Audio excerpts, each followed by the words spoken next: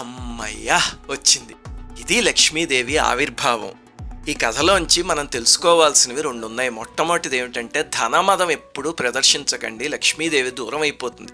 సాధారణంగా జనానికి ఒక అలవాటు ఉంటుంది, ఏమిటంటే కొంచెం డబ్బు సంపాదించగానే మదంతో ఒక మాట అంటూ ఉంటారు, నాకు డబ్బు అవసరం లేదండి, నాకు రిలేషన్షిప్స్ ముఖ్యము అని. లక్ష్మీదేవి లేని నాడు మొహం కూడా చూసేవాళ్ళు ఉండరు, గుర్తుపెట్టు. రెండవది ఏమిటంటే డబ్బు ఉంది కదా అని దూబరా చేయకండి, లక్ష్మి వెళ్ళిపోతుంది. మనకి మన పిల్లలకి సరిపడినంత దాచుకుని మిగతా అది దానం చేస్తే ఉపయోగం ఏమిటో తెలుసా? సామాన్యంగా మనం పోయాక సంపాదించిన డబ్బు 1 రూపాయి కూడా మనతో రాదు, అంతే కదా, బయటికి ఈడ్చి పాడేస్తారు.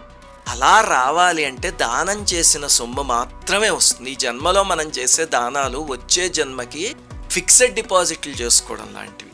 అందువల్ల లక్ష్మీదేవి విషయంలో ఎప్పుడూ నిర్లక్ష్యంగా ప్రవర్తించకండి. ప్రవర్తిస్తే ఇంద్రుడంతటి కూడా పతనం అయిపోయాడు. ఇంకా మనం ఎంత? శ్రీమా